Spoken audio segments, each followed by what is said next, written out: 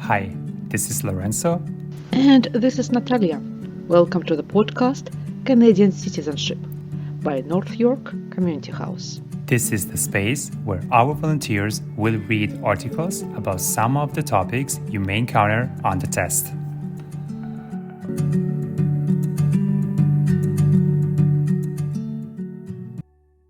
Welcome everyone, and hello Lorenzo. How are you doing?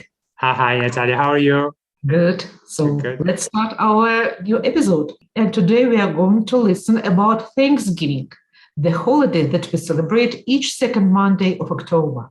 And this time we're going to talk more specifically about the history of this holiday in Canada, because there are different stories behind this holiday for Canadians and for US people. Yeah.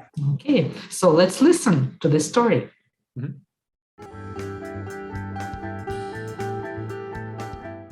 Hi, this is Philomena Alderson. Are you ready to find out more about the Canadian culture? Question: what is the story behind the Canadian Thanksgiving? Believe it or not, Thanksgiving in Canada, or at least in the land that would become Canada, has its own history, separate from our US counterparts.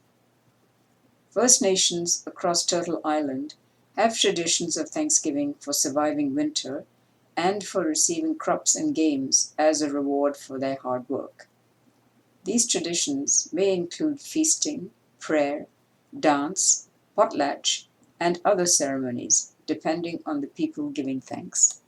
When it comes to European Thanksgivings in Canada, we have a few tales to tell. In 1578, English explorer Martin Frobisher hosted the first Thanksgiving celebration in North America. Martin Frobisher and his crew had many reasons to be thankful, making it alive. The explorers would eat salt beef, biscuits, and mushy peas, and give thanks through communion for their safe arrival in then Newfoundland. This is now accepted as the first Canadian Thanksgiving, 43 years before the first American Thanksgiving.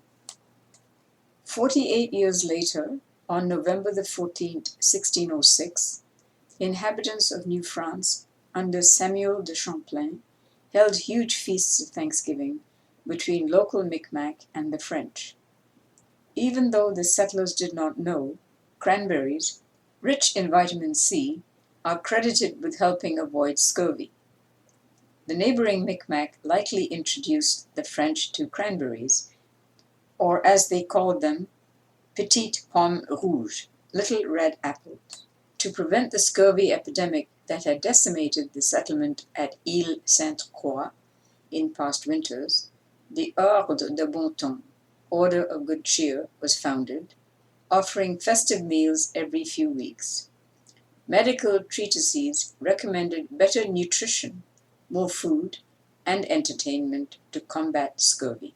However, despite this history of uniquely Canadian Thanksgiving, our modern concepts of Thanksgiving were influenced by our US neighbors. Foods that are associated with a traditional Thanksgiving, such as North American turkey, squash, and pumpkin, were introduced to citizens of Halifax in the 1750s by the United Empire Loyalists, who continued to spread these traditions to other parts of the country. You would think that Thanksgiving was celebrated all over Canada, right? Thanksgiving wasn't celebrated nationally in Canada until 1879. For a while, Canada attempted a two-for-one approach to the festivities, combining it with Armistice Day. It wasn't until 1957 that the Governor-General of Canada issued a proclamation declaring a day of general Thanksgiving to be observed on the second Monday in October. What's on the Canadian Thanksgiving menu? Usually, people eat turkey. In some homes, it is replaced by ham. Turkey is accompanied by gravy, stuffing, and vegetables. Pumpkin pie is something that cannot be missed on the table. This is the end. Thank you for listening. And now, join Natalia and Lorenzo for the analysis of some of the words from the reading.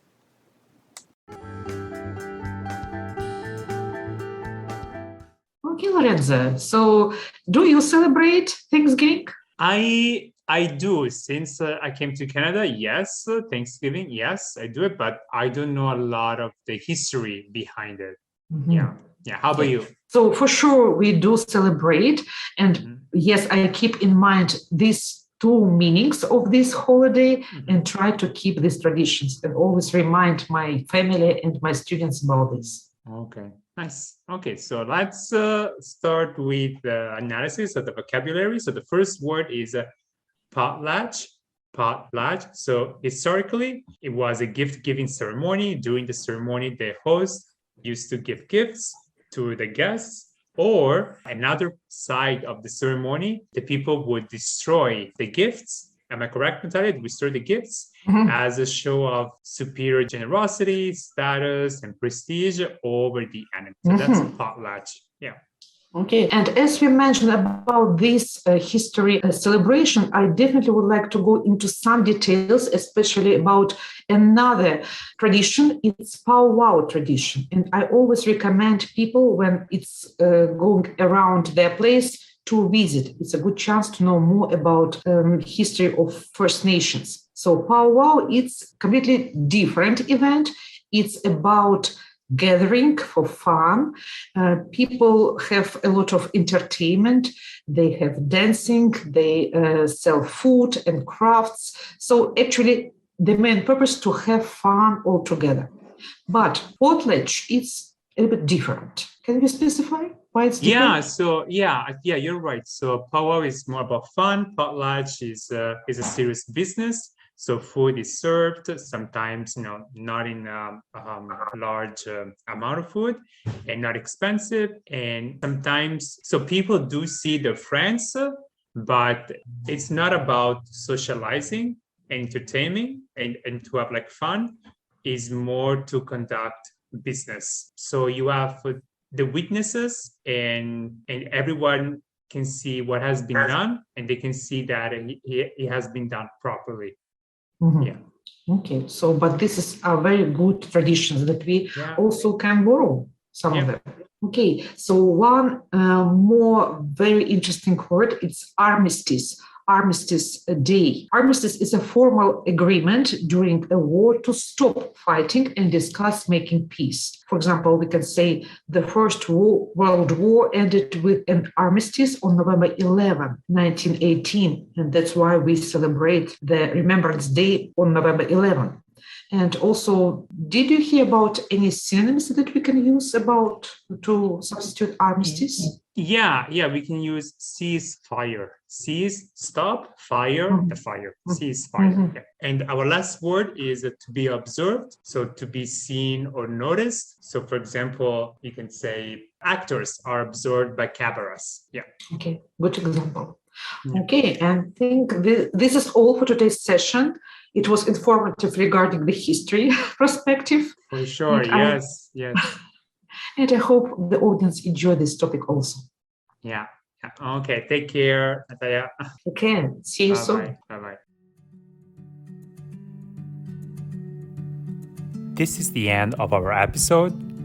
Make sure to check out our Facebook page, Citizenship Test Preparation North York Community House, where you can find more information about our free preparation courses.